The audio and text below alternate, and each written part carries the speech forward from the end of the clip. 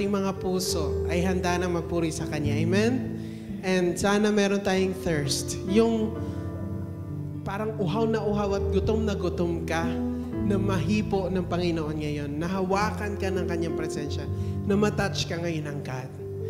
Today, we come not just as a regular Sunday.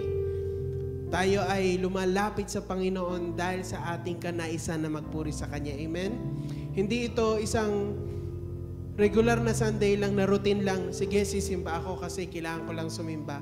Kasi may responsibility ako as a Christian. But kinakailangan nasa puso natin yung thirst, yung desire, yung longing for God's presence. Amen? So today, isipin natin bakit natin kinakailangan ng Diyos sa ating mga buhay. It is because ang buhay natin ay walang saysay kung wala ang Kanyang awa at habag. Kung hindi dahil sa ginawa niya para sa atin, kung hindi niya binigay ang buhay niya para sa atin, wala tayong pag-asa. Wala tayong eternal hope. And now we hold on to God's promise, to God's word, na ang buhay natin ay hawak niya. At atin siyang sambahin, purihin, pasalamatan, and let His anointing just touch you today. Hallelujah. Hallelujah. We welcome you, God. Fall on us, Holy Spirit.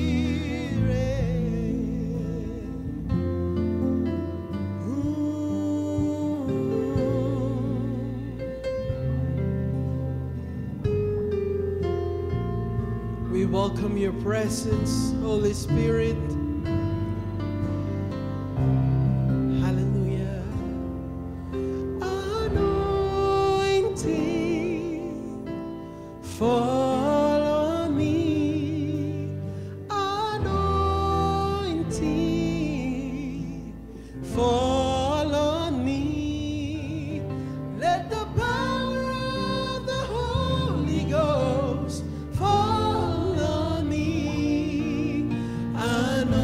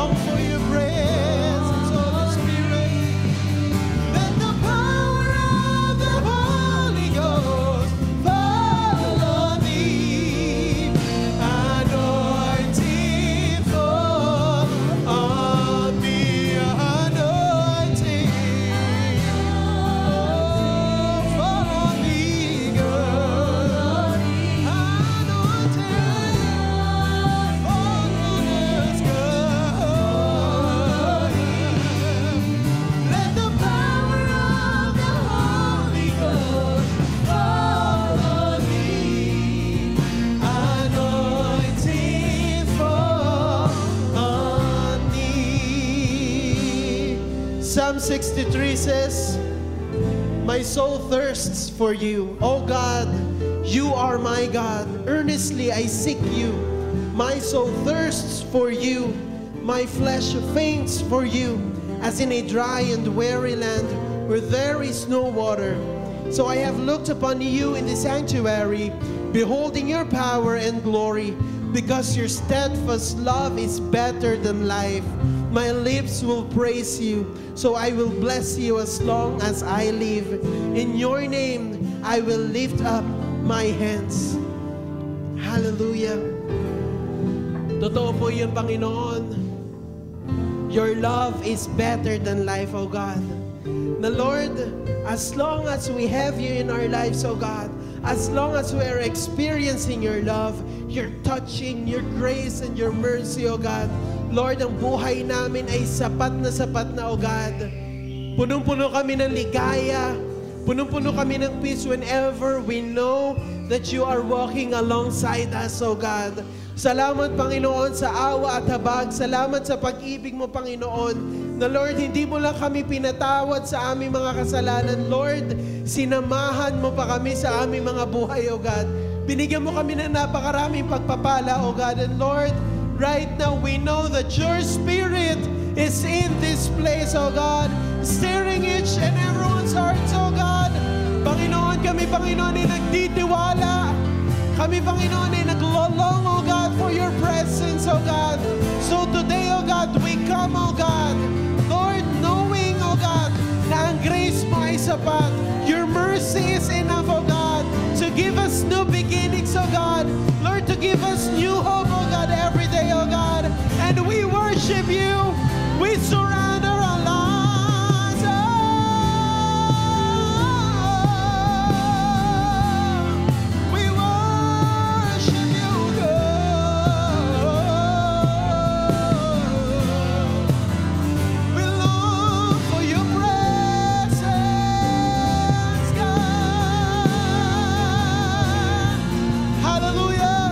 Nagtitiwala kami, Panginoon, sa iyong pagkilos. Hallelujah! We sing, anointing, fall on me. Anointing, fall on me. Let the power of the Holy Ghost fall on me. Anointing, fall on me. Anointing, anointing,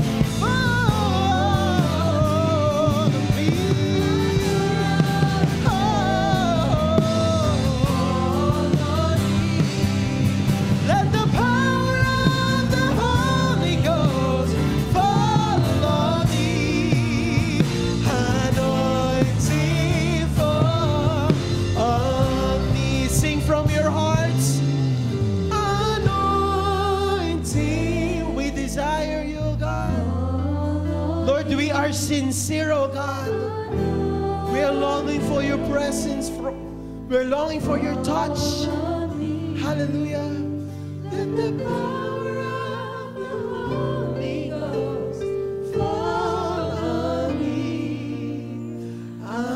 Anointing, fall on me. Anointing, anointing,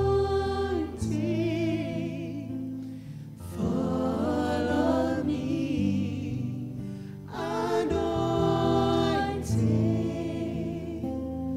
fall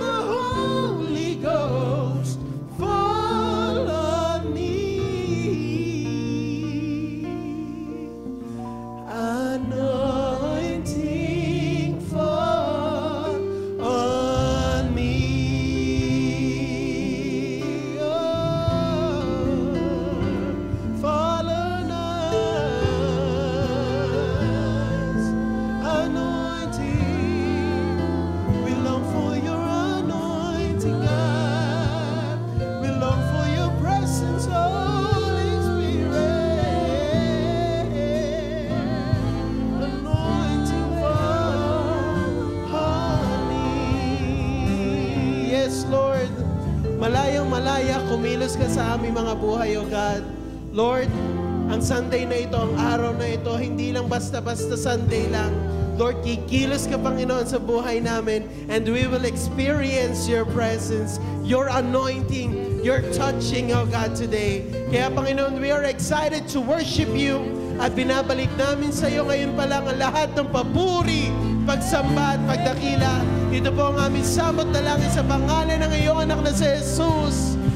Amen. Praise the Lord. Hallelujah. Good morning po.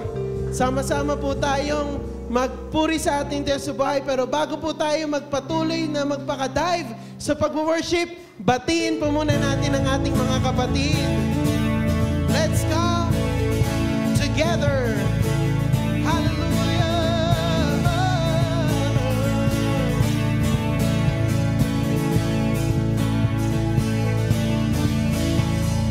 Come, now is the time to worship.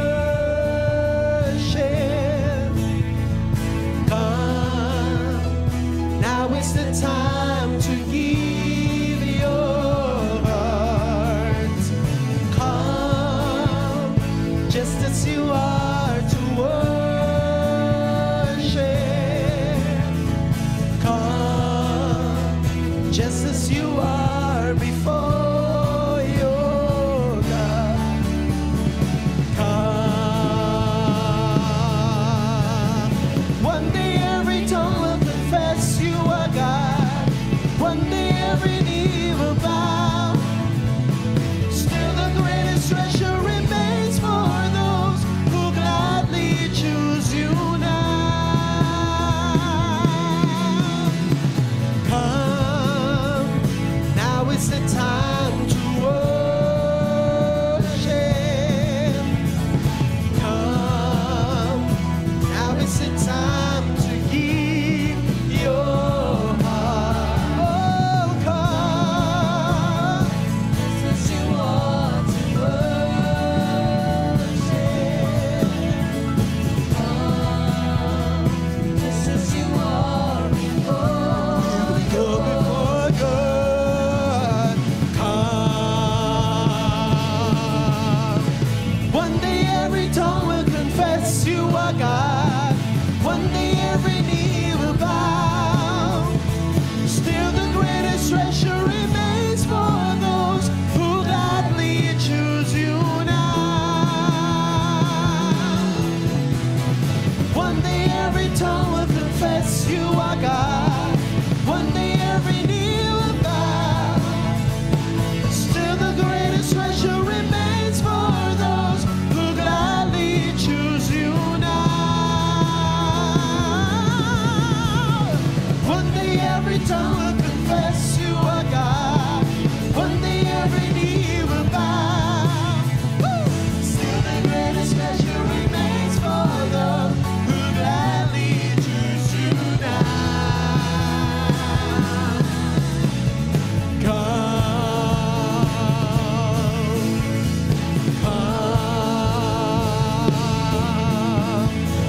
come.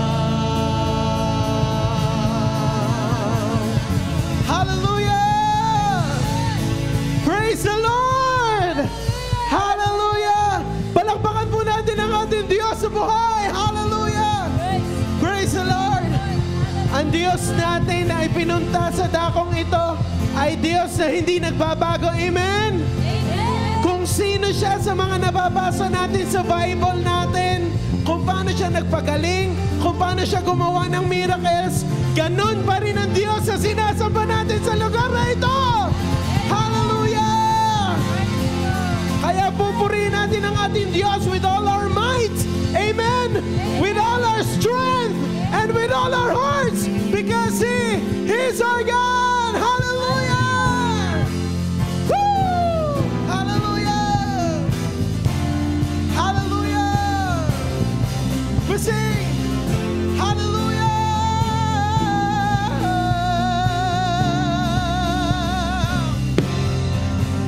Who was and who is to come.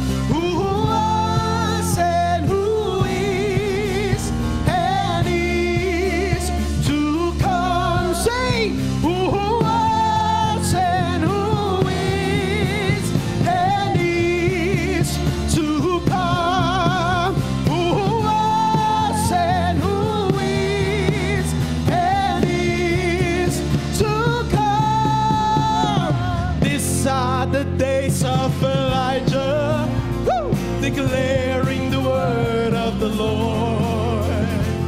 These are the days of your servant Moses, righteousness being restored. These are the days of great trials, of famine and darkness and sword. Still we are the voice in the desert, crying, prepare ye the way of the Lord. Behold, he comes, riding on a cloud. Sing! Hallelujah! So lift your voice, it's a year of Jubilee. Out of Zion, seal salvation comes. Hey! These are the days of Ezekiel. Woo! The dry bones becoming as flesh. Hallelujah! These are the days of your servant David, rebuilding the temple of praise. These are the days of the harvest. The fields are as white in the world. We are your laborers in your vineyard, declaring the word of the Lord. Say, behold, he comes, riding on a cloud, shining like the sun. At the trumpet calls, so lift your voice. It's a year of Jubilee. Out of Zion, seal salvation come. Behold, he comes, riding on a cloud, shining. Lift your voice. It's a year of Jubilee. Out of Zion, seal salvation come.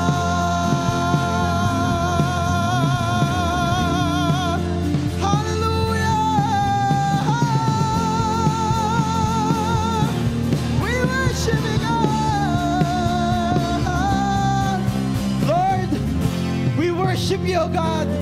Panginoon, hindi ka nagbabago na Diyos, O God. Noon hanggang ngayon at magpakailanman, nananatili kang dakilang Diyos, O God.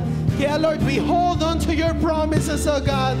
Dahil Lord, kagaya mo, ang salita mo ay hindi nagbabago, Panginoon. Mananatiling tapat ka sa iyong mga anak, O God. So God, we worship you and we bless your name today, O God, because you deserve all glory, O God. Hanggang dulo, Panginoon, sasambahin ka namin. Ikaw na Diyos na babalik para sa amin. Hallelujah. Who was and who is and is to come. Who was and who is. Sing. Hallelujah. Who was and who is and is to come. Who was and who is.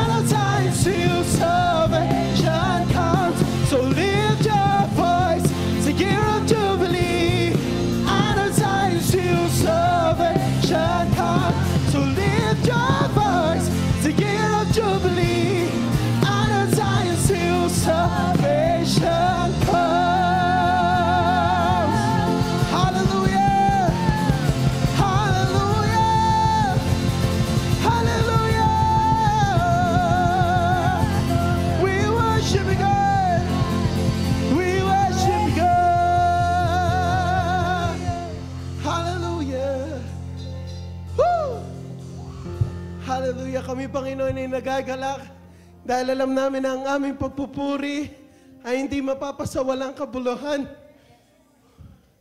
Because the God that we are worshiping, the God that we came here for, is true and alive. Hallelujah.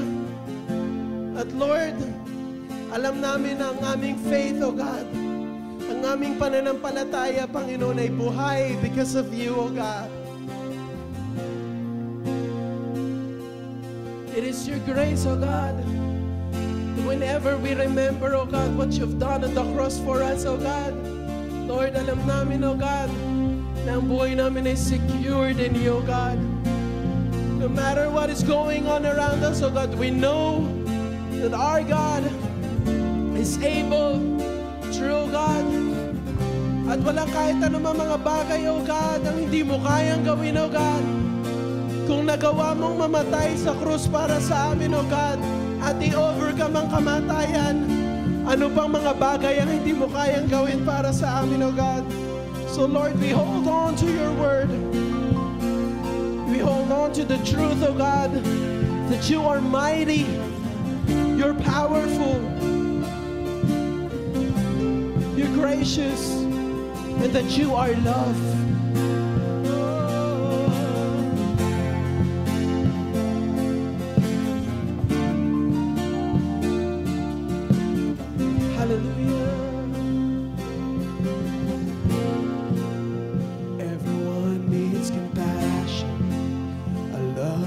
Never failing,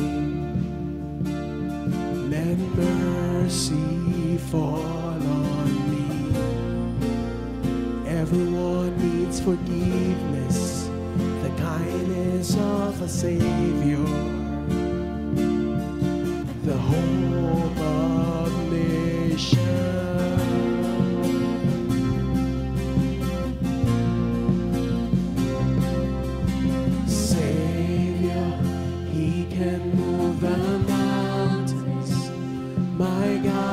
Mighty to save, He is mighty to save forever, author of salvation. He rose and conquered the grave. Jesus conquered the grave.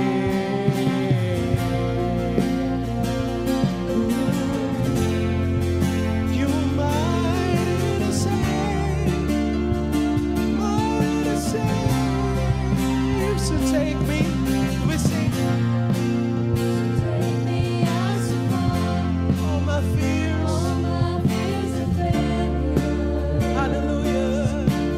Feel my life again. I give my life to follow everything I believe in. Now I surrender.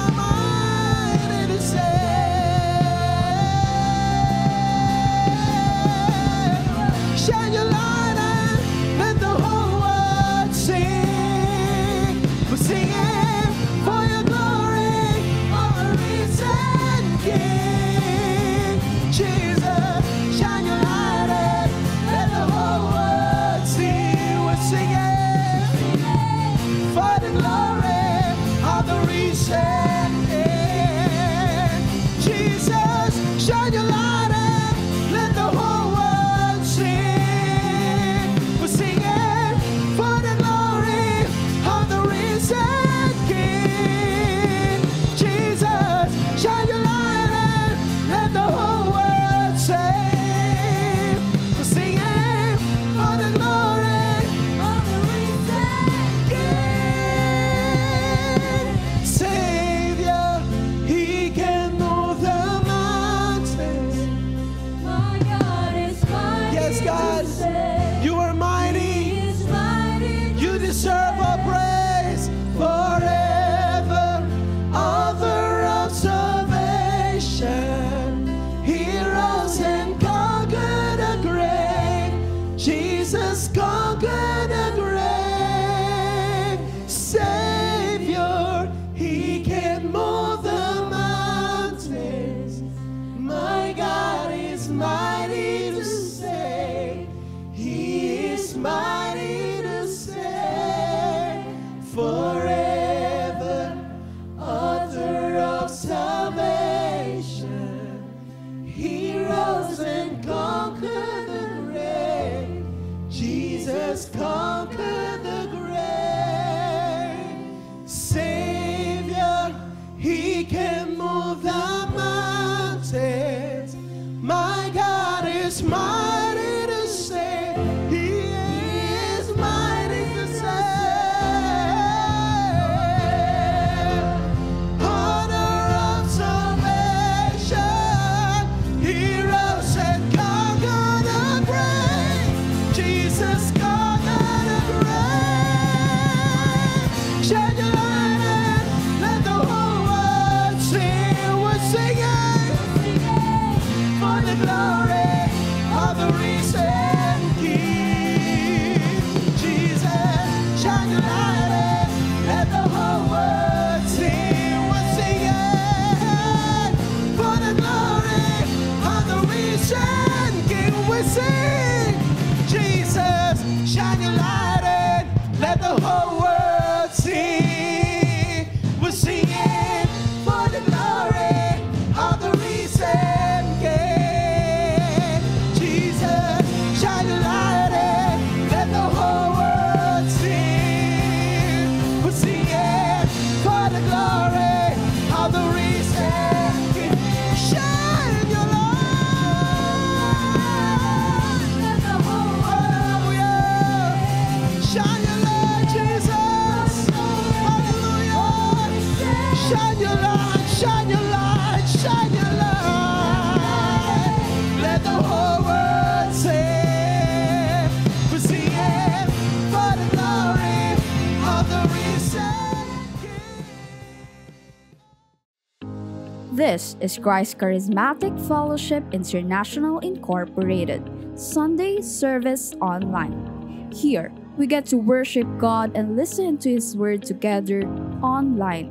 And though separated physically, we are still one as church.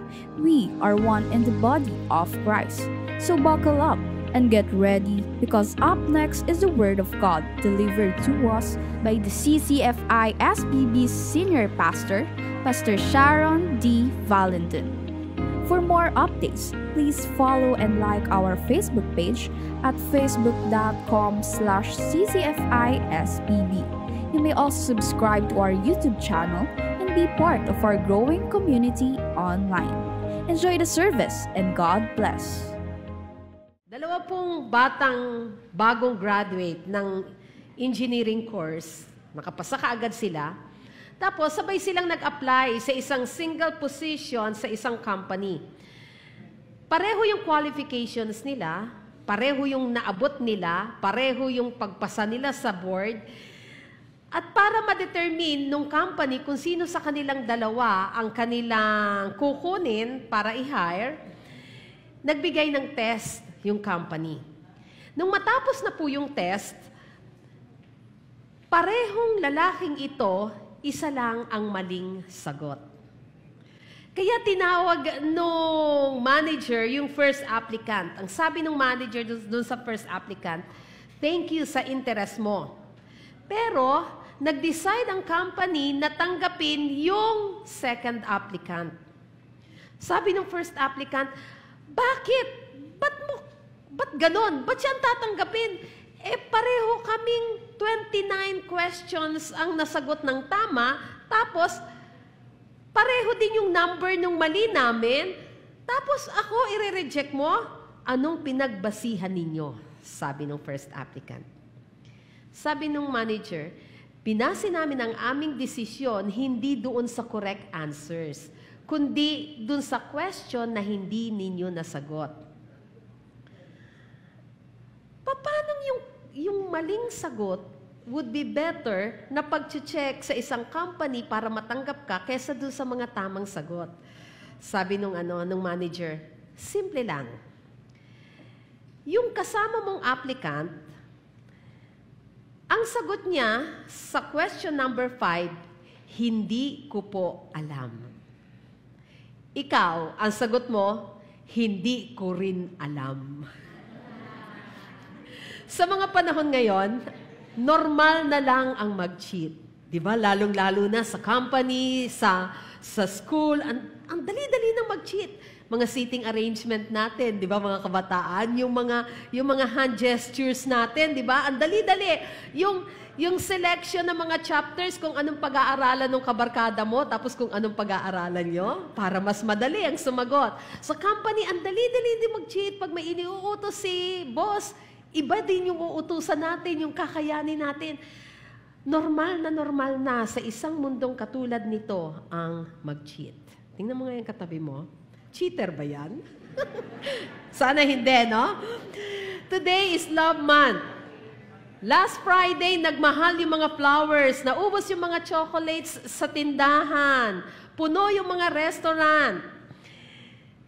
Dahil ang mga Pilipino, patuloy na naghahanap ng love.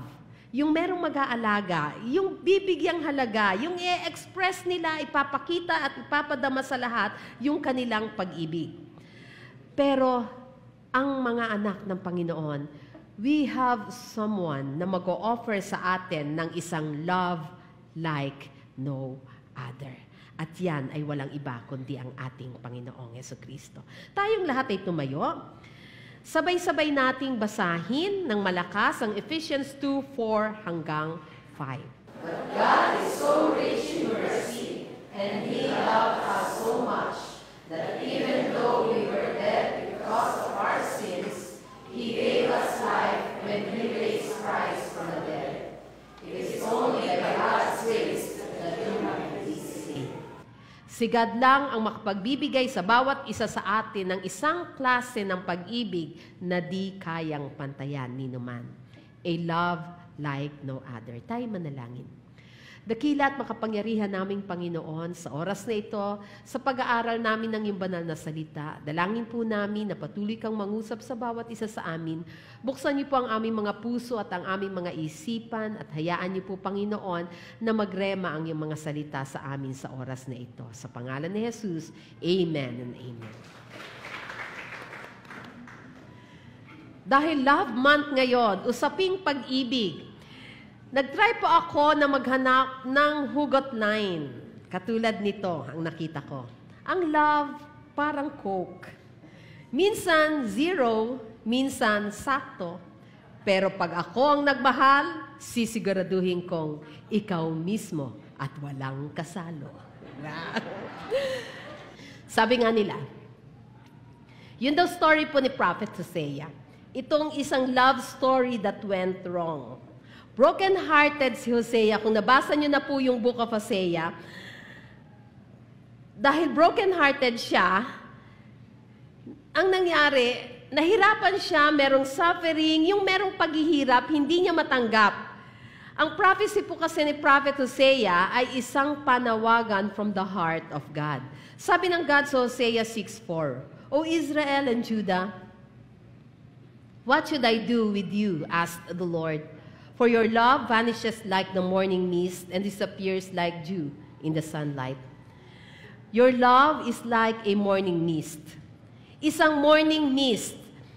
Para kay Hosea, ito po ay isang magandang reminder na napakanipis, napakababaw, napakaliit ng pagmamahal ng Israel sa Panginoon. Tulad lamang ito ng hamog sa umaga na sa pagsikat ng araw ay agad nawawala. Sa Old Testament po, nangungusap ang God sa kanyang bayan, nangungusap ang God at inilalabas niya yung nararamdaman niya sa pamamagitan ng mga propeta ng Israel.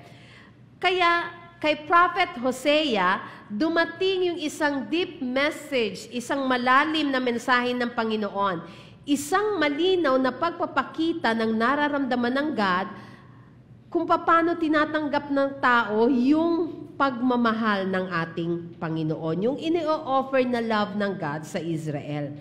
At ipinakita ito ni Hosea sa pamamagitan ng isang drama ng buhay niya.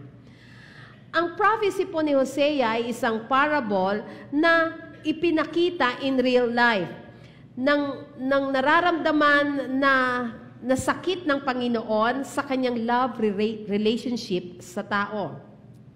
At makikita po natin sa Book of Hosea kung paano ng God ni-reveal ang kanyang pag-ibig, love revealed, love rebuffed, and love restored. Pag nakikita ng mga tao, si Gomer, yung asawa po ni Hosea, tinatawag nila ito na ito yung babae, ito yung asawa ng propeta na nag-cheat sa kanyang asawa. Yung tatlong nilang anak, hindi anak ng kanyang asawa.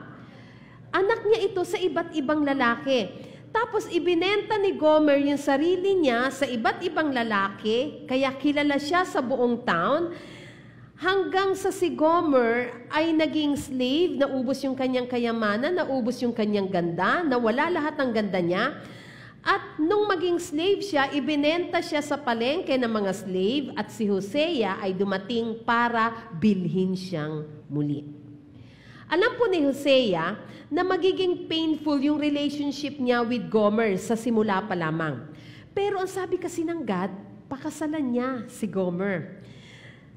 Sinabi din ng Panginoon na nung si Gomer ay ibinebenta na bilang alipin sa marketplace, sinabi ng God kay Hosea, Hosea, bilhin mo si Gomer at tanggapin mo siyang muli. Ang Book of Hosea po ay isa sa pinaka-shocking book sa Old Testament. Mahirap kasing ma-imagine kung paano yung feeling ng isang asawa na ang asawa niyang babae ay katulad ni Gomer. Si Gomer po walang konsensya, walang limitation, hindi mapapagkatiwalaan. Si Gomer laging naghahanap ng excitement sa iba. Mapang-akit sa kalalakihan si Gomer, tapos itatanggi niya. Hindi kaya ni Gomer ang mag-commit sa isang relationship. Hindi siya marunong tumupad sa pangako. Bigla na lang mawawala si Gomer sa loob ng kanilang tahanan, tapos after ilang days, babalik, tapos hindi sasabihin kung saan siya galing, na para bagang walang nangyari. Magaling mambuli si Gomer. In short, sa lahat ng ito, si Gomer ay masama ang ugali. At kung paano niyakap at tinanggap ni Hosea si Gomer, ganun din naman na-reveal ang pag-ibig ng Panginoon sa atin. Ni-reveal ng Panginoon ang pag-ibig niya sa atin kahit hindi tayo karapat-dapat. Ni-reveal ng Panginoon ang pag-ibig niya sa atin kahit masama ang ugali natin. Kahit hindi natin kayang mag-commit. Sa lahat ng mga mali, sa lahat ng mga flaws na meron tayo, sa lahat ng mga kasalanan na meron tayo, lalong nakikita at nare-reveal ang pag-ibig ng ating Panginoon. Marami-rami na rin ang nakaranas ng ganitong relationship, katulad ng relationship ni Gomer kay Hosea.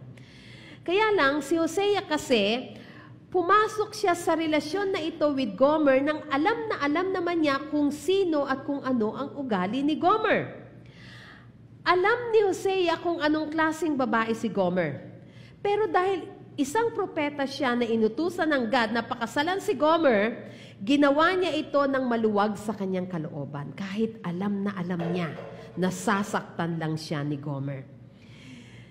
May mga pagkakataon na tayo, binibigyan ng Panginoon ng mga mensahe sa pamamagitan ng mga prophet niya, lalong-lalo na po sa Old Testament. Ang mahirap lamang dito, ipinakita yung nararamdaman ng Panginoon sa kanyang bayan, sa kanyang mga anak, sa pamamagitan ni Propeta Hosea, kailangan gawin niya.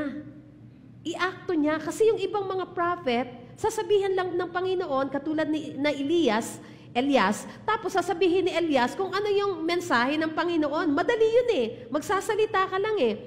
Pero si Propeta Hosea, kinakailangan niyang i-act out. Kinakailangan niyang gawin. Ang ginawa po ni Hosea ay magiging isang buhay na drama na ipapakita kung gaano kamahal ng Panginoon ang kanyang bayan. Ang isang unfaithful Israel.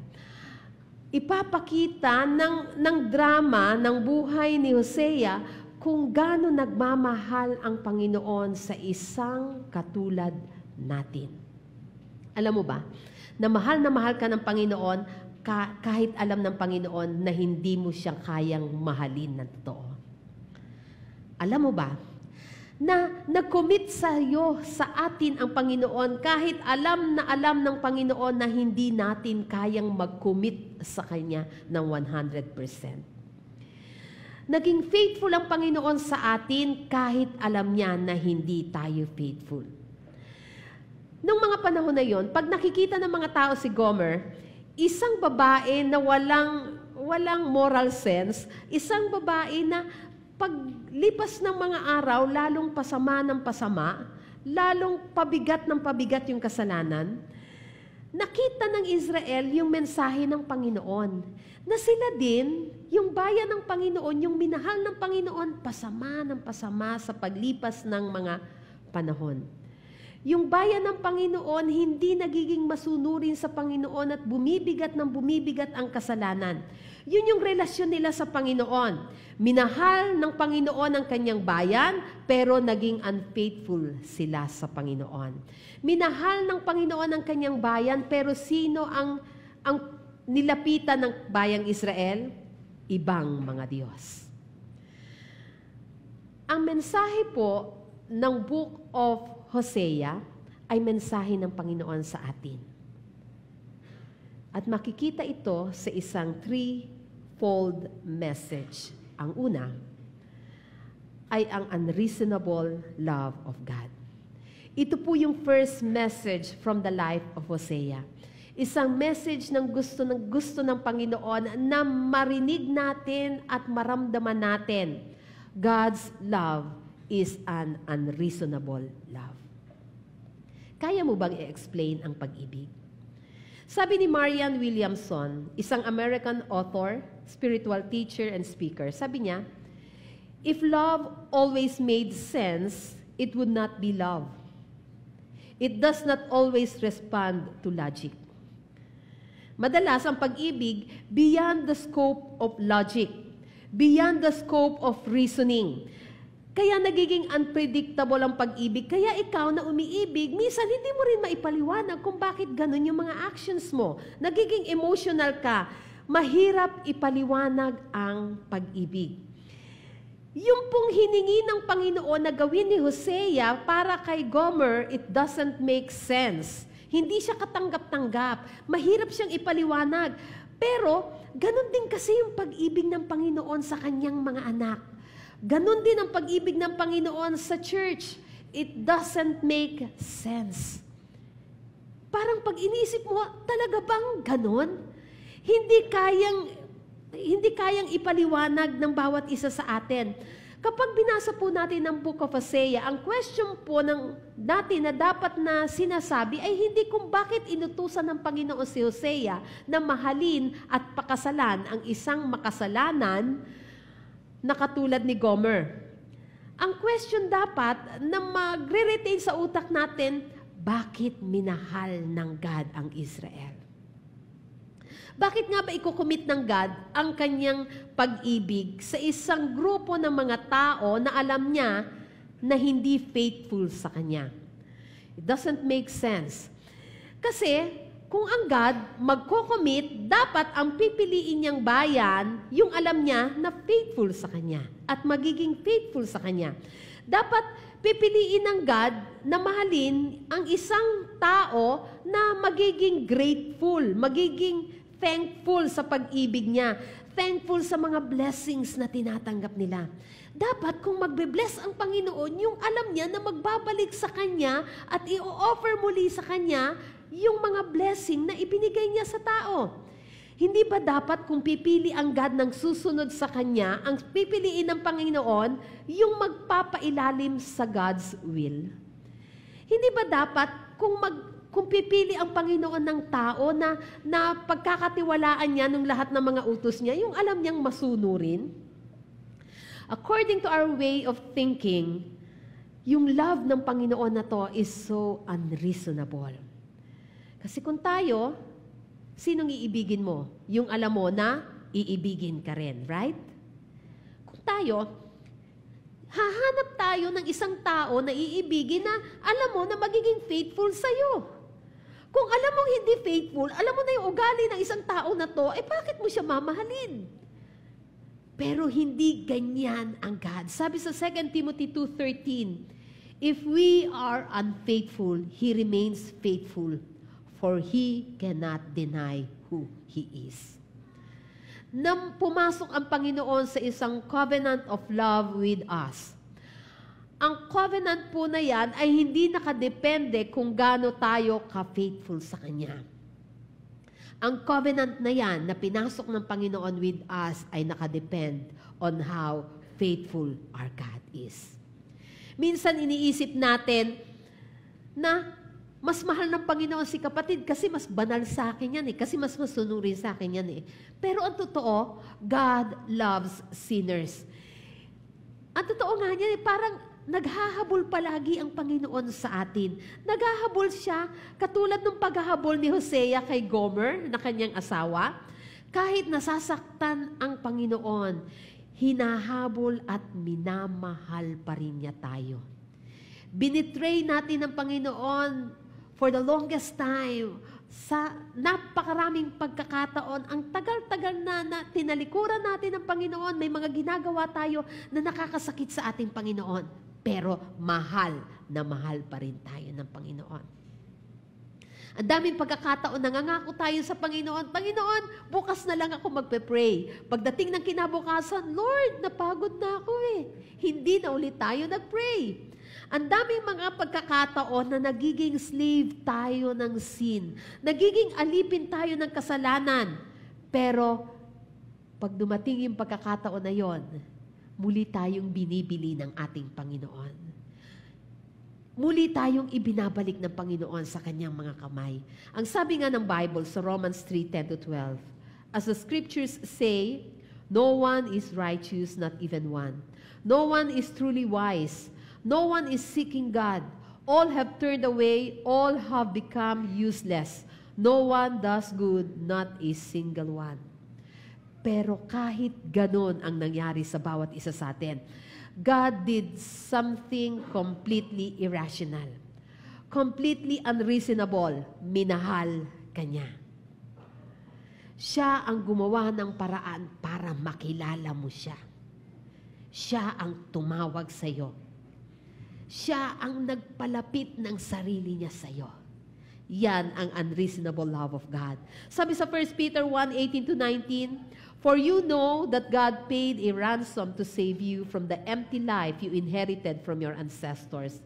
And it was not paid with mere gold or silver, which lose their value. It was the precious blood of Christ, the sinless, spotless love of God.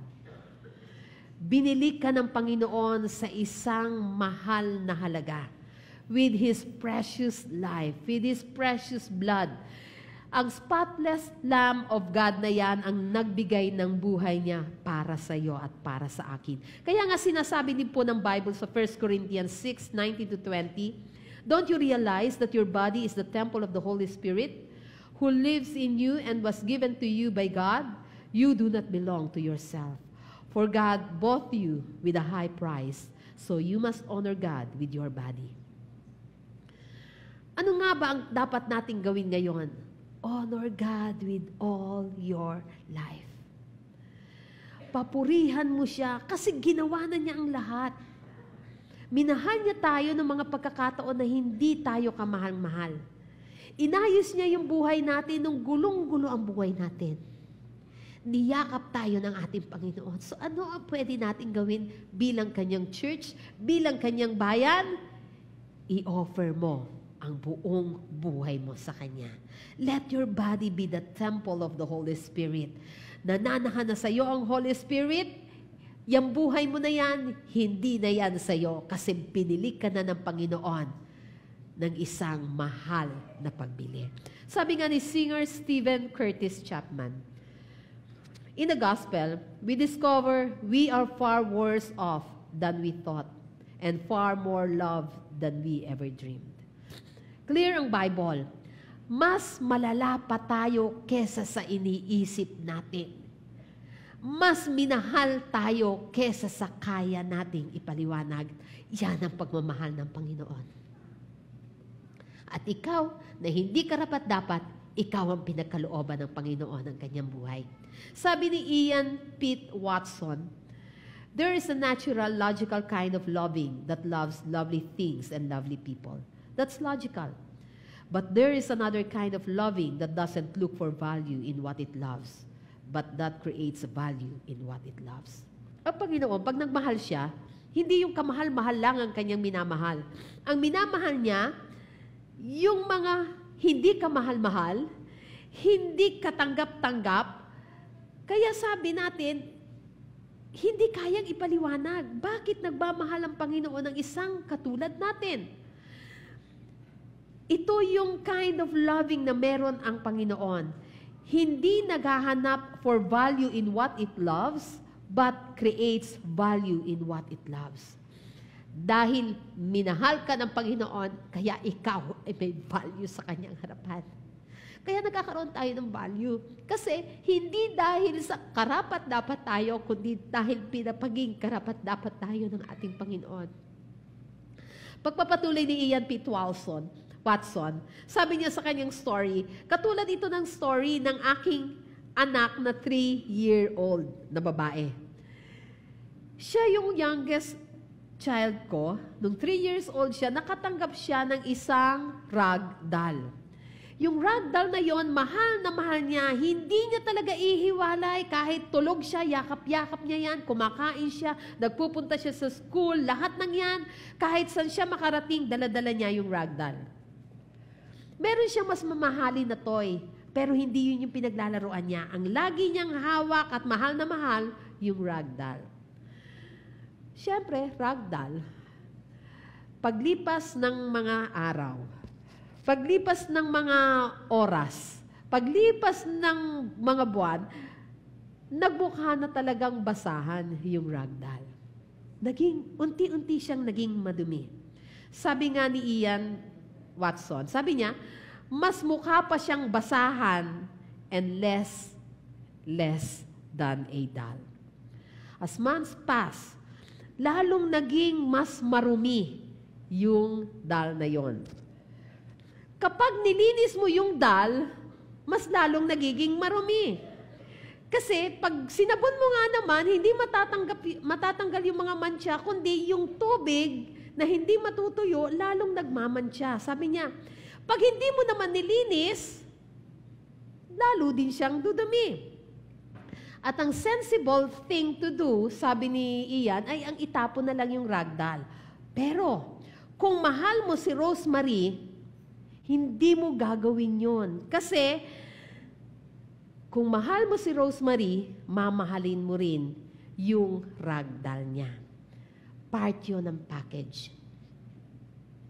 It doesn't make sense. Yan ang pag-ibig ng ating Panginoon. Meron siyang unreasonable love sa atin. Hindi natin kayang ipaliwanag. Mahal ng Panginoon yung mga madudumi, rugged sinners, na hindi natin kayang mabuhay, separated from God, pero ang God pa rin ang humahabol sa atin. Kung paanong hindi maihiwalay si Rosemary dun sa kanyang doll, ganun din naman ang ating Panginoon. Sabi niya, itong unreasonable love ko na to, patuloy at patuloy kong i-offer sa iyo. Mamahalin kita kahit hindi ka karapat-dapat. Tingnan mo nga yung katabi mo. Perfect ba yan? No. Sabihin mo sa kanya, kaya ka minahal ng Diyos.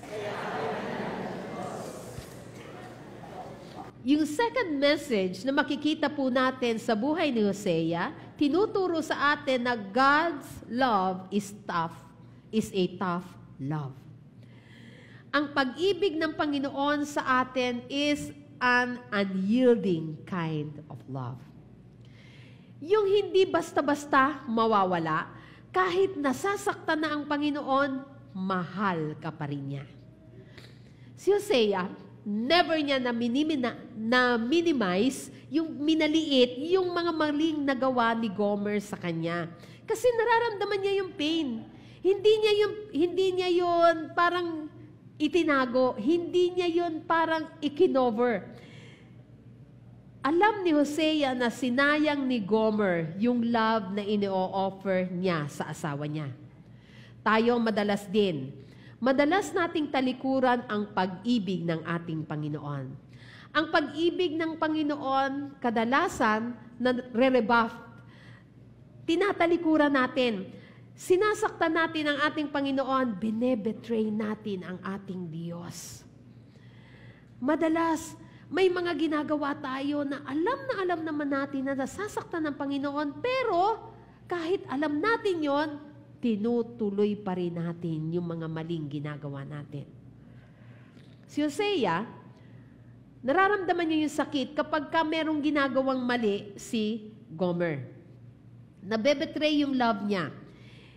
Hindi niya pinagtatakpan yung nangyayari. Alam niya, masakit yon, hindi niya itatago, pero hindi rin siya yung nagwawala at lalong nagagalit kay Gomer. Nang si Gomer po ay nag-insist na maging unfaithful kay Hosea, hinayaan ni Hosea si Gomer. Alam ni Hosea na para sa kapakanan din ni Gomer yung pagpapalaya na ginawa niya.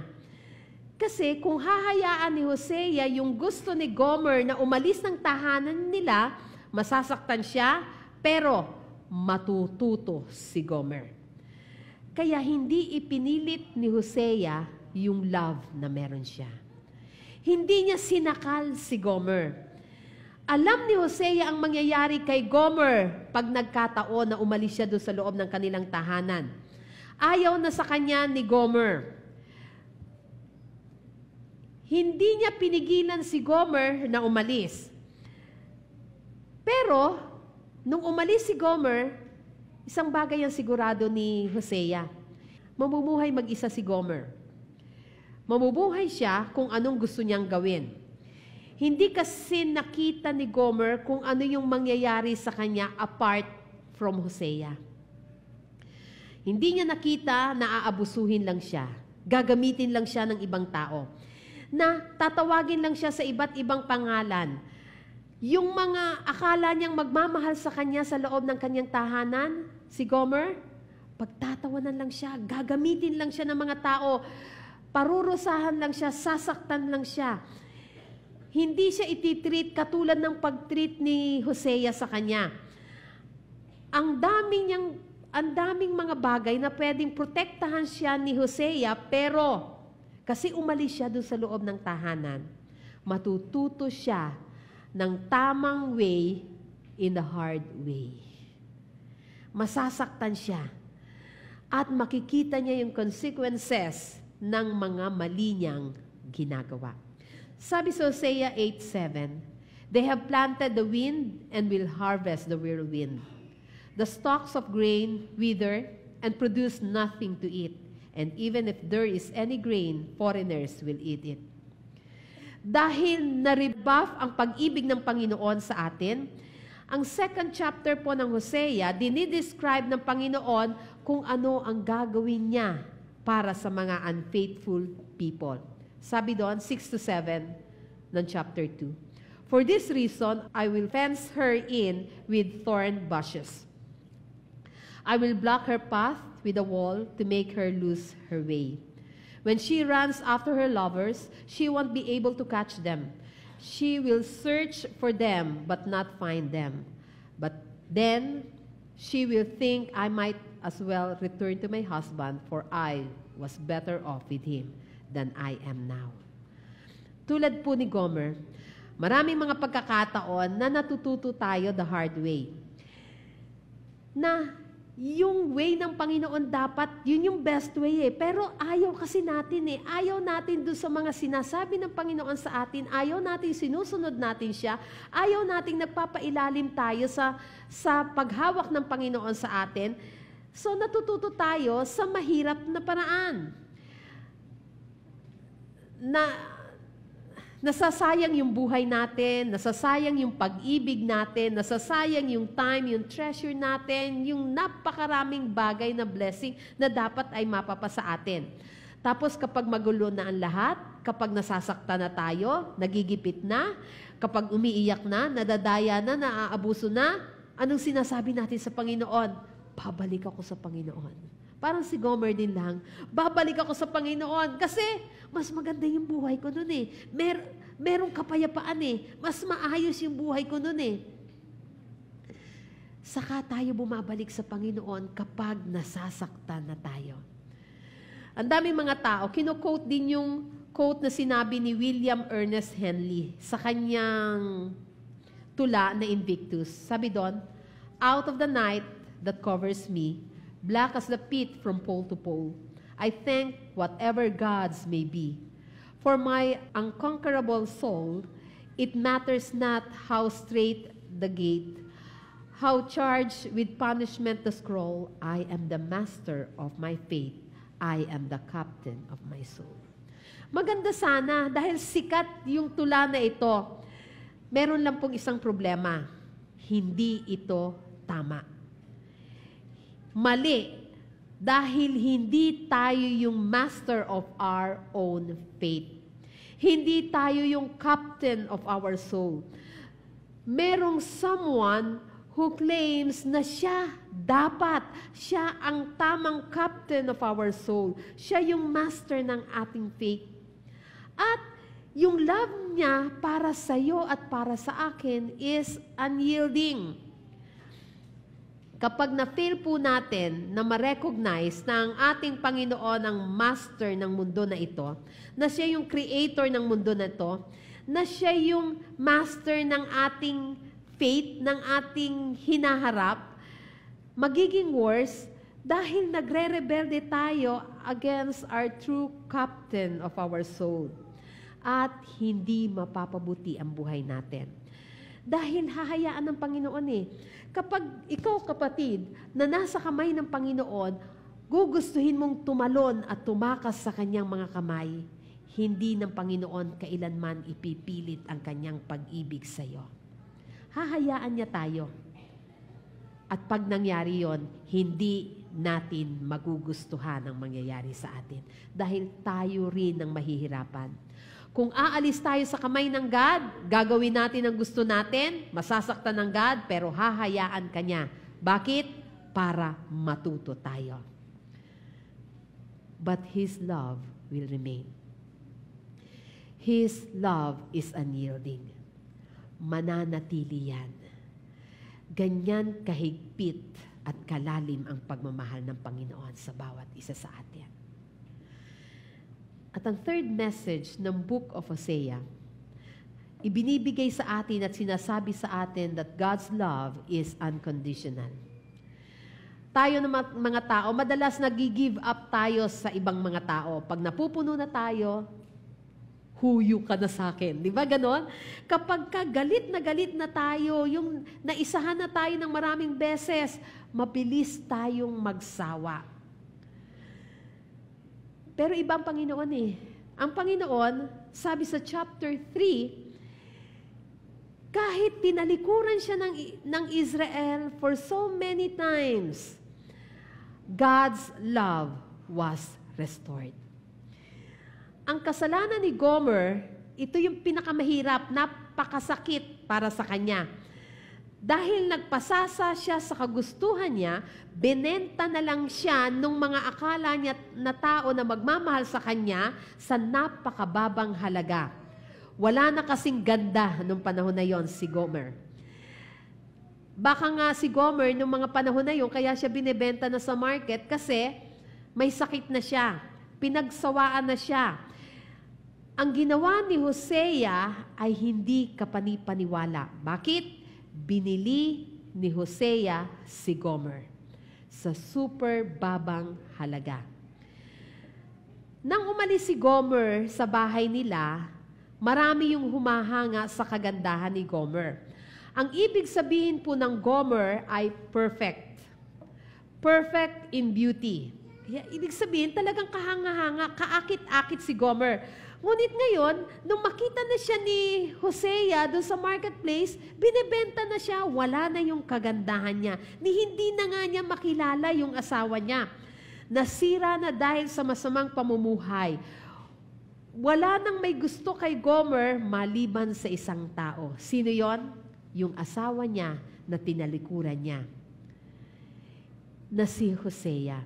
Isa po itong buhay na simbolo na hindi natin kayang sukatin ang pagmamahal ng Diyos para sa kanyang bayan.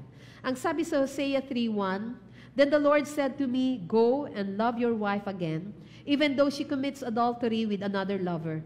This will illustrate that the Lord still loves Israel, even though the people have turned to other gods and love to worship them." Madali sana para kay Hosea yung magpatawad. Kung minsan lang kung isang beses lang nagkasala pero pag paulit-ulit, tapos pinagtatawanan na siya ng mga kamag-anak niya, pinag-uusapan na sila sa buong bayan. Pero, nung sabihin ng Panginoon, bilhin mo ulit, ibalik mo sa tahanan niyo si Gomer. Anong ginawa ni Hosea? The prophet Hosea buys her back. Bakit? Kasi ito rin yung gagawin ng Panginoon sa bawat isa sa atin.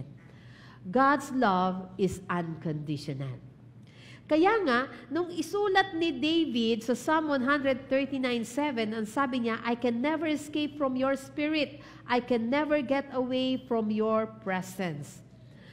Ang question, bakit nga ba natin gustong-gusto na tumalikod sa Panginoon? Bakit gustong-gusto natin na magkasala? Bakit gustong-gusto natin na hindi kausapin ng Panginoon araw-araw?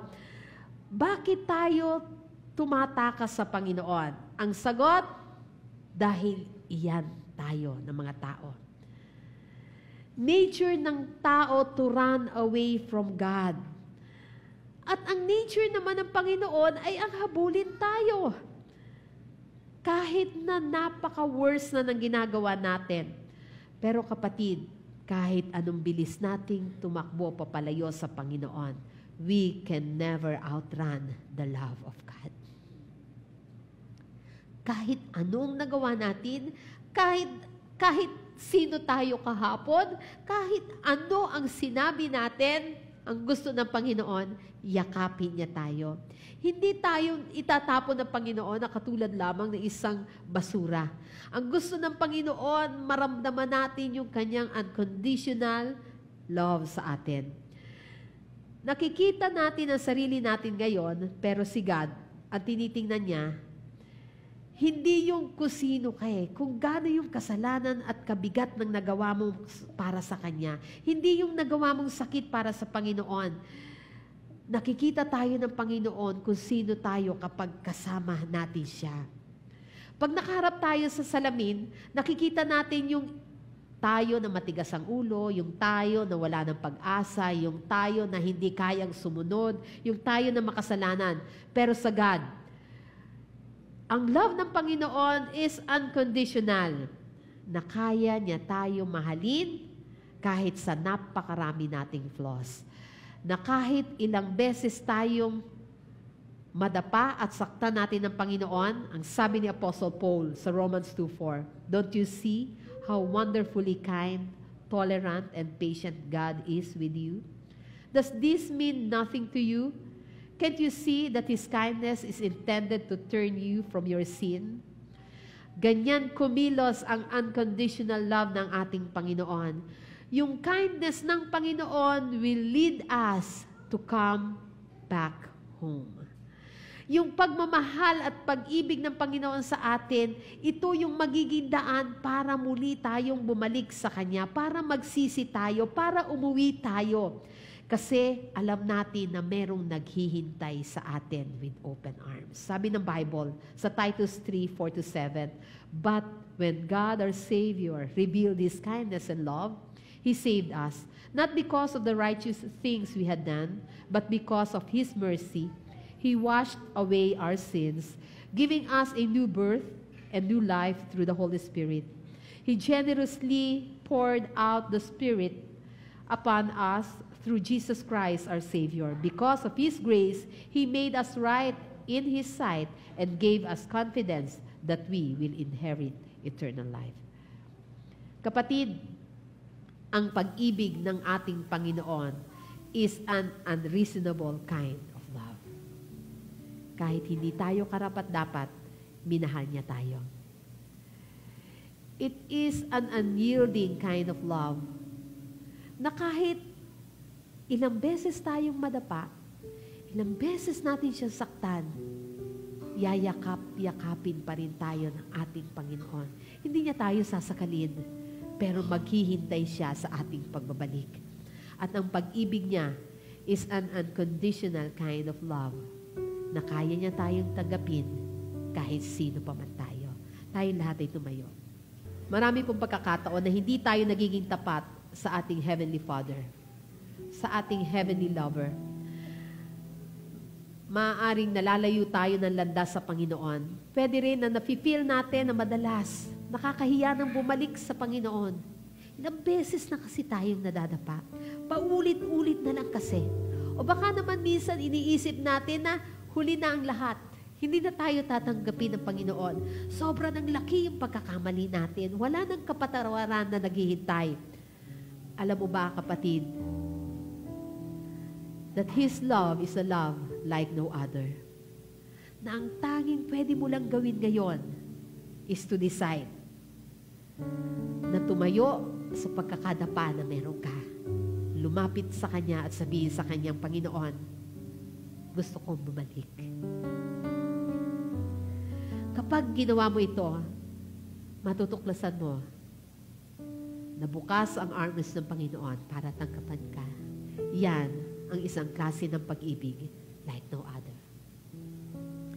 Dakila naming Panginoon, salamat. Salamat sa iyong pag-ibig. Salamat dahil minahal mo kami kahit hindi kami karapat-dapat. Salamat, Panginoon, na kahit patuloy kaming nadadapa, lumalayo sa iyo, still andyan ka at naghihintay. Hindi mo inaalis yung mata mo sa amin. Mahal na mahal mo pa rin kami. Salamat sa tough love na yan. Salamat sa unyielding love na yan, na hindi susuko kahit kailan. At salamat, Panginoon, na kahit gaano kalaki ang pagkakamali namin, tinatanggap mo kami with open arms. Niyayakap mo kami. Kinakalimutan mo lahat ng mga mali na nagawa namin. At handa ka, Panginoon, to start all over again para sa amin. Kaya salamat, Panginoon, sa isang klase ng pag-ibig na walang kapantay. Panginoon, naririto kami, handang bumalik sa iyo. Handang sabihin sa iyo, Panginoon, at aminin sa iyo ang lahat ng mga pagkakamali na meron kami. Hindi na kami mahihiya, Panginoon, sapagkat alam namin, with open arms, tatanggapin mo kami. Salamat sa pagmamahal na yan. Salamat sa kadakilaan mo. Salamat sa katapatan mo. At ang nais namin, Panginoon, hindi na kami babalik doon sa mga pagsalansag namin, doon sa mga pagkakamali namin, doon sa mga madalas namin ginagawa na nakakapagpasama ng kalooban mo, nakakapagpasakit sa iyo. Tulungan mo kami, Panginoon, na maging mga anak mo na willing mag-commit, willing i-offer sa inyo ang katapatan na meron kami, willing na maglingkod, willing i-offer sa inyo ang buong buhay namin. Alam namin, hindi namin matatapatan yung pag-ibig mo. Pero doon sa mga maliliit na bagay na kaya namin gawin, nais namin patunayan, Panginoon, kung gaano ka namin kamahal at kung gaano kami ka-grateful for your love sa amin, Panginoon. Dakilang Diyos, pangako, Panginoon, magiging tapat kami hanggang sa muli mong pagbabalik para sa church mo. This we pray in Jesus' name. Amen.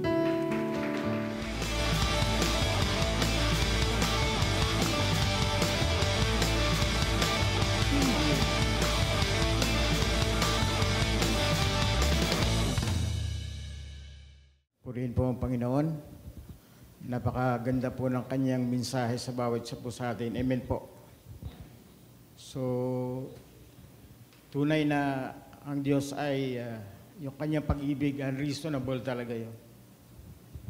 At sabi nga yung pong lahat ng ating ginagawa, marami sa ating ginagawa ay yung ayaw ng God. Marami sa ginagawa natin, sabi natin, hindi naman masama, pero hindi rin naman nakakabuti. Kaya sa lahat ng iyon ay naroon pa rin ang katapatan ng Diyos. At sa ating gawain ngayon, sa sunod na gawain, ay lahat tayo ay makaka-relate dahil sabi nga yung unreasonable talaga. Tayo unreasonable din. Unreasonable kung bakit hindi tayo sumusunod sa Kanya. Ano po? At sa kabila po ng lahat ng iyon, ang mga blessing ng God. Sabi nga po kanina, hindi ko po makalimutan yung outrun. Talagang umu-overtake sa atin yung pag-ibig ng Diyos. Gayon din naman po, yung blessing po niya. Kahit po tayo tumakbo, kahit ano pong gawin natin, lagi pong nandoon, lumalampas pa po sa atin. At malimit, kaya nga po lumalampas, kasi hindi po tayo nagiging faithful sa Kanya. Pero sabi din po ng Kanyang salita, kahit po tayo hindi faithful, si God po ay patuloy na faithful. Ano po? Kaya nga sabi po niya doon sa Malakias 3:10,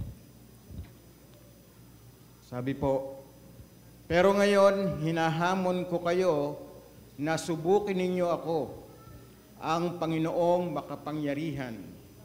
Dalhin ninyo ng buo ang inyong mga ikapo sa bodega ng templo upang may pagkain sa aking templo. Kapag ginawa ninyo ito,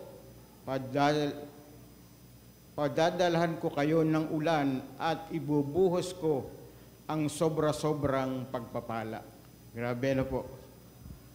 Kahit na ano pang ginagawa po natin, sobra-sobra pa rin yung pagpapala natin. At kaya nga po yung pagbabalik natin sa Panginoon, ay malimit po, unreasonable tayo. Purihin ang Panginoon, ano po. Pero, yung kanyang unconditional love ay naroon pa rin. Kung halimbawa, yung blessing natin ay dumating ngayong buwan, susunod na buwan, sigurado dadating na naman yon. Amen po ba? Hindi yun magbabago, hindi yun lilipas. Kahit pasabihin mo, ay nawala na kami ng project. Pero bakit may overtime ka pa rin? Ano? Buti ng Panginoon talaga kasi ang God naman hindi nakadepende doon sa company. Tayo dapat hindi nakadepende. Bakit?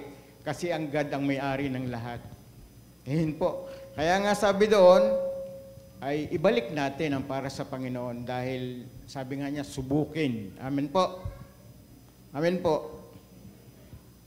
So, yun po yung sabi nga po yung ikapo. At meron pa pong isang bagay, yung pong offering. Ano po? Sabi naman po dito, Sa 2 Corinthians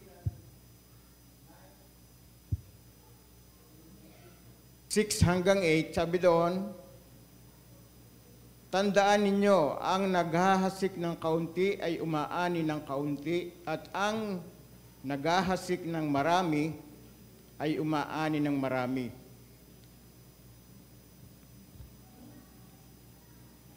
Ang sabi naman po dun sa 7, ang bawat isa sa inyo ay magbigay ng ayon sa sariling kapasyahan, nang walang pag-atubili at hindi sa pilitan.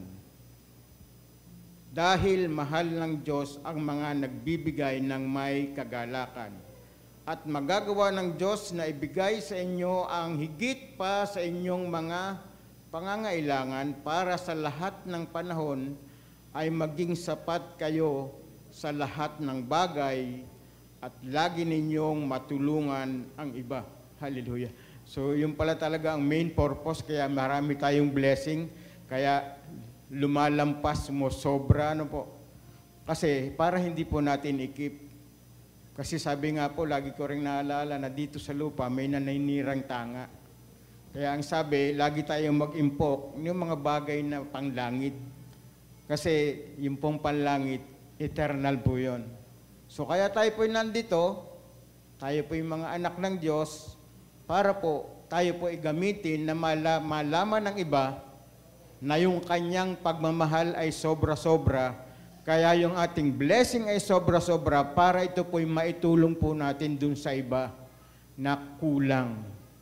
So kung tayo po yung maraming blessing, nakatago lang, hindi po yun madadagdagan kasi hindi naman po kasi nababawasan. Tama po ba? Kasi bibigyan lang po tayo ng Diyos pag nagkulang na po yung ating lalagyan. Pero kung yun po'y puno, bakit pa tayo bibigyan ng Diyos? Ay puno na. Kaya sabi nga po, tayo po ay katiwala lamang, tayo daluyan ng kanyang pagpapala. At dapat po ay tayo bilang mananampalataya ang siyang maging daluyan ng pagpapala, sapagkat tayo po ay may tunay na Diyos at ang ating Diyos ang nag-iisa at siya talaga ang tunay na Diyos. Wala na pong ibang Diyos. At ang nais po niya sa pamamagitan ng bawat sa po sa atin ay malaman ng buong mundo, hallelujah. Dapat kapitbahay muna. Ano po? Yung iyong mahal sa buhay. Minsan kapatid na natin ay hindi pa dumadaloy ang ating pagpapala sa kanya. So, hindi naman po yun narito sa CCFI. Ano po? Wala yun dito sa CCFI. Ang pagpapala ng mga anak ng Diyos sa CCFI ay dumadaloy na parang tubig na hindi tumitigil sa pag-agos. Kaya naman, sabi nga ang kanyang blessing din po ay tuloy-tuloy. Amen po. So tayo po ay magbigay para po sa Panginoon.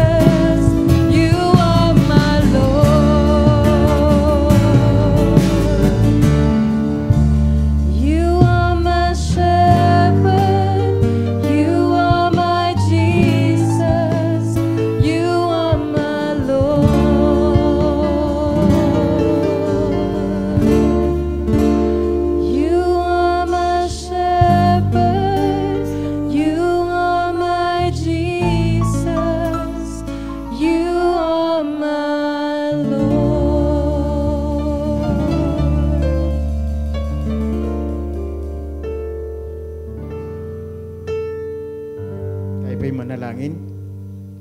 Ama, maraming salamat po sa pag-ibig mo sa bawat puso. Salamat sa unconditional love na meron ka. Kaya naman po, Lord God, patuloy na ang blessing mo ay unconditional din po sa bawat sa puso amin.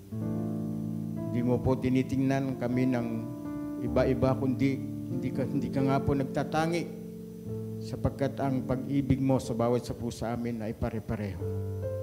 Bagamat ang mga pagpapala namin ay iba-iba, subalit ito po ay ayon sa pangangailangan ng bawat sa puso amin. Kaya talagang ikaw po ang Diyos na makatuwiran.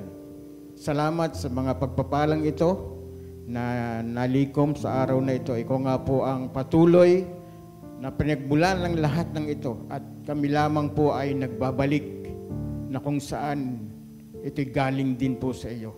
Salamat sapagkat patuloy kang nariyan sa bawat sa puso amin, nagbibigay ng lakas, ng talino, karunungan, kalakasan, upang ang bawat sa puso amin ay patuloy na makapaghanap buhay, patuloy na makakalap ng mga pananalapi na ito na kung saan pinagmumulan ng iyong pagpapala.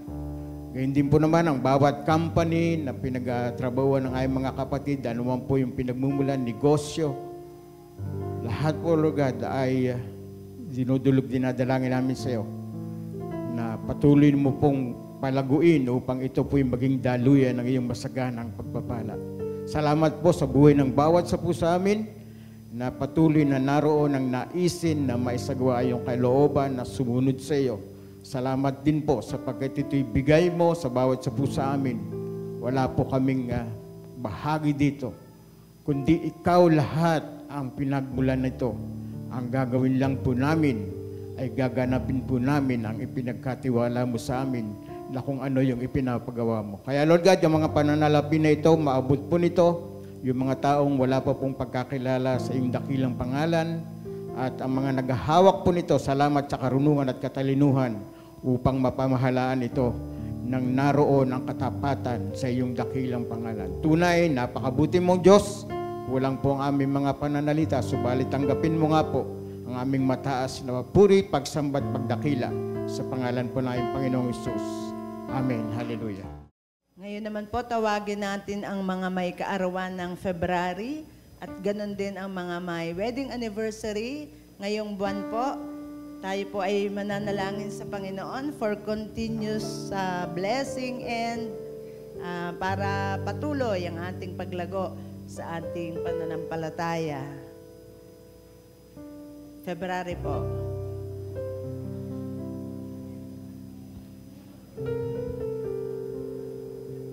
Kayong mga may anniversary po.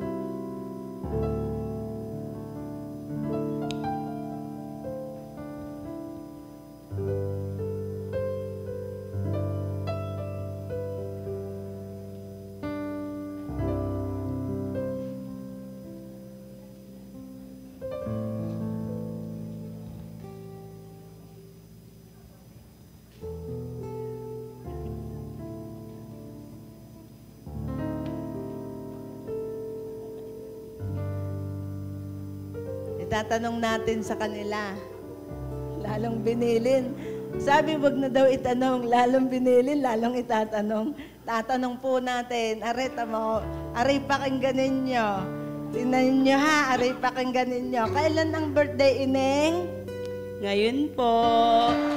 Yung po mga may time, pwedeng pumunta.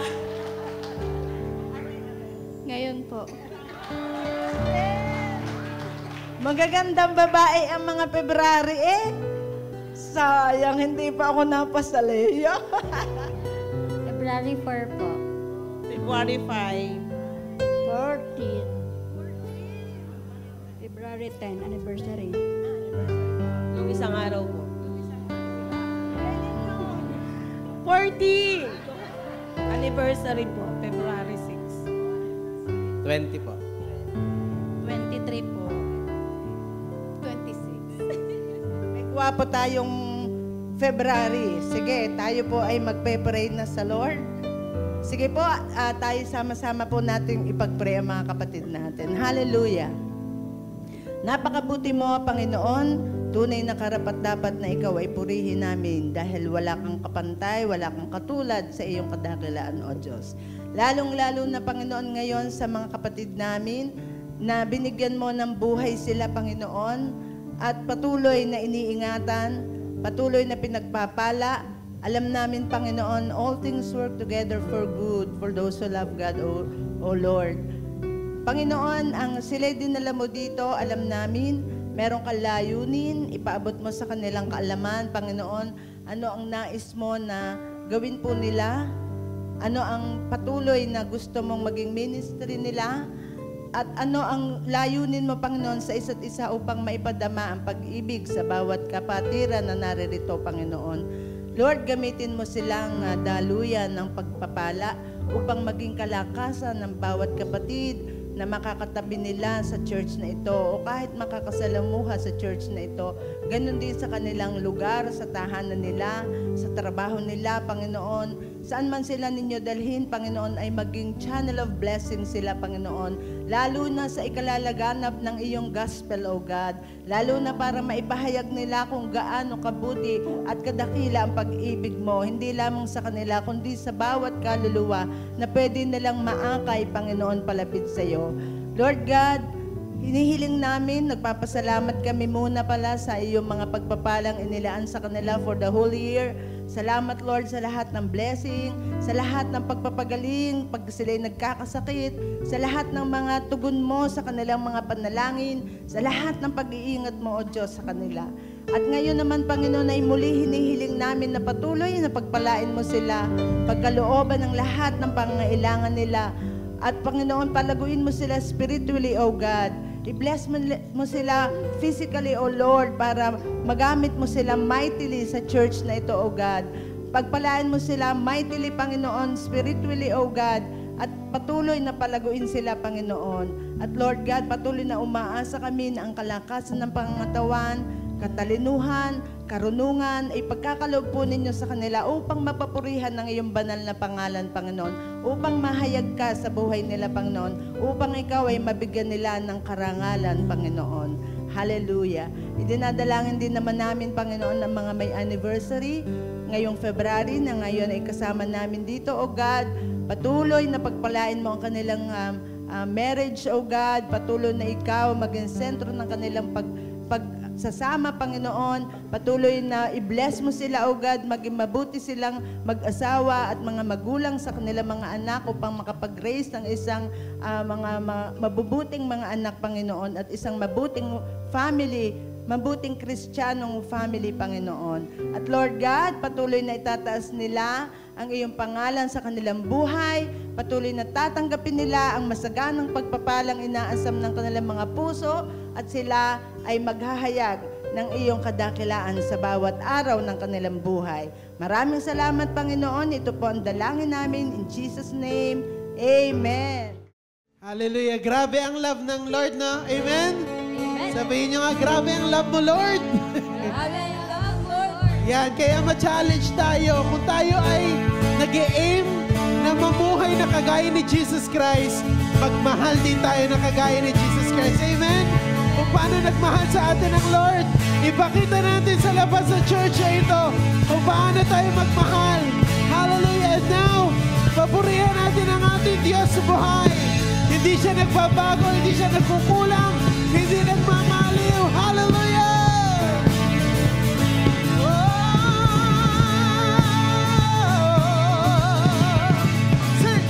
Blessing and honor, glory and power be unto the Ancient of Days. From every nation, all of creation, we bow for the Ancient of Days. Every tongue in heaven and earth shall declare your glory. Every knee shall bow at your throne. In the worship you will be exalted, O God. And your kingdom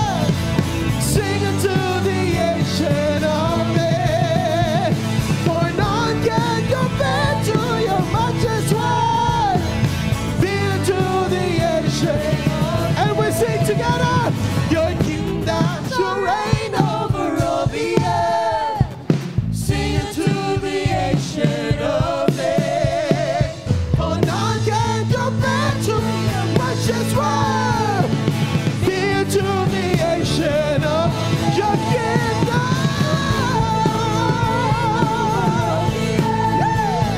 Sing it to the ancient of days, for none can compare to you. I just want near to the ancient of days. Every time in heaven and earth, shall declare your glory. Every knee bow at your throne in worship, exalted our God, and your kingdom shall not pass away. Every time in heaven and earth, shall declare your glory. Every knee shall bow at your throne in worship. You will be exalted, our God, and your kingdom shall not pass away. Oh, ancient of days, oh, ancient of days, hallelujah. Oh, ancient of days, hallelujah. Praise the Lord. Hallelujah. Sige po, patuloy natin purihin. Patuloy natin sambahin ang ating Diyos na buhay. Hallelujah. Bless your name, O God. Hallelujah. Hallelujah, Jesus. Woo. Praise you, Jesus. Hallelujah. Our miraculous God, loving and forgiving. Maraming salamat minsan pa, Panginoon, dahil muli ka naming naparangalan, nadakila, nasamba, Panginoon. Lord, napakabuti mo sa amin, O God. Maraming pong salamat minsan pa, Lord God. Salamat, Panginoon, dahil patuloy na kami inyo binebless, Lord God, sa inyo pong mga salita, O God, na nagiging katatagan po namin, Panginoon Diyos. Salamat, Lord, dahil ikaw po ay binibigyan nyo kami ng you are unreasonable, Panginoon, sa aming buhay, O God. Salamat, Lord, sa inyong pag-ibig, unyielding love mo sa amin, ang unconditional love mo na binibigay sa amin, Lord. Sa kabila ng mga kasalanan namin, mga pagkukulang namin, Lord, you still remain faithful to us, O God. Salamat, Lord, patuloy kaming humihingi ng kapatawaran sa inyo, Lord, mga pagkukulang po namin, Panginoon. Salamat po, Lord, sa inyong mga salita namin narinig ngayong umaga, Lord. Patuloy namin itong maipamuhay, patuloy kami maging matatag sa pananampalataya po namin hanggang sa inyong pong pagbabalik, Panginoon. Salamat po, Lord, sa buhay po ng aming Pastora Sharon. Dalangin namin na patuloy mo siyang pagpalain. Patuloy mo, Lord, tugunin ang kanyang mga panalangin sa inyo, Lord God. Patuloy niyo siyang bigyan ng malusog na pangatawan, Lord, upang patuloy na siya magamit po dito sa inyong iglesia, Panginoon. Salamat, Lord, dahil napakabuti mo sa buhay niya, Panginoon. Salamat sa mga tinuturo niya sa amin, sa wisdom na pinagkakalob mo po sa kanya. Salamat, Lord, dahil binigay niyo siya dito sa iglesia mo, O God, upang patuloy mo magamit, upang patuloy na lumago ang bawat isa sa amin. Hallelujah. Maraming po salamat, O God. Sige po, isa pang the best papuring palakpak sa ating Diyos na buhay. Praise you, Jesus. Hallelujah. Hallelujah. Praise. Hallelujah. Thank you, God. Thank you, Jesus. Lord, lahat po ng ginamit mo sa harapan, Lord, aming worship leader, Panginoon, thank you sa buhay niya, Lord. Mga musicians, Lord, back up, Panginoon. Mga nag-pray, Lord God, nag-exhort ng giving, Lord. Salamat sa buhay nila, Panginoon. Patuloy niyo silang gamitin, O God, sa inyong ubasan, Lord, sa inyong church, Panginoon. Ang mga kapatiran po namin, mga ushering ministry, Lord, finance, kids ministry, Lord. Lord, maging mga teachers po nila, pagpalain niyo po silang lahat, O God. Salamat, Lord, dahil kung wala sila, wala ang bawat sa amin, hindi magiging matagumpay ang gawain na ito, O God. Kaya salamat po sa lahat-lahat ng ginamit mo, Panginoon, sa umagang ito, O God. Hallelujah, Jesus. Hallelujah. Lord, sa aming pong pansamantalang paghihiwalay, dalangin namin na patuloy nga po niyo kami, Lord, nagabayan, O God. Patuloy niyo kaming muling ihatid sa lugar na ito na ligtas at payapan. Next Sunday, Panginoon. At nawa, Lord, patuloy niyo kaming patatagin sa faith po namin. Anumang mga pagsubok, mga problema darating sa buhay namin, patuloy niyo po kaming patatagin, O God. Father, use us, Lord, sa labas po ng church na ito, Lord. Patuloy kami makapag-share ng Word of God na may power na nagmumula po sa inyo, Panginoon. Hallelujah. Thank you, God. Thank you, Jesus. Thank you, Holy Spirit. Hallelujah. Hilingin natin sa Lord ang ating mga kahilingan sa kanyang ating prayer request. Dahil naniniwala ako na ang Diyos natin ay buhay, nandito sa ating kalagitnaan at tumutugon sa ating mga prayers. Hallelujah.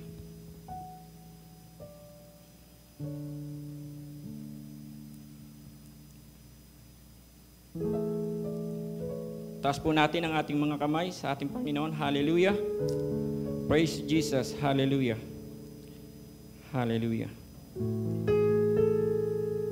May the God of peace who raised Christ from the dead strengthen your inner being for every good work, and may the blessings of God Almighty, the Father, Son, and Holy Spirit rest upon you and dwell within you this day and forevermore. In Jesus' name we pray. Amen. Amen.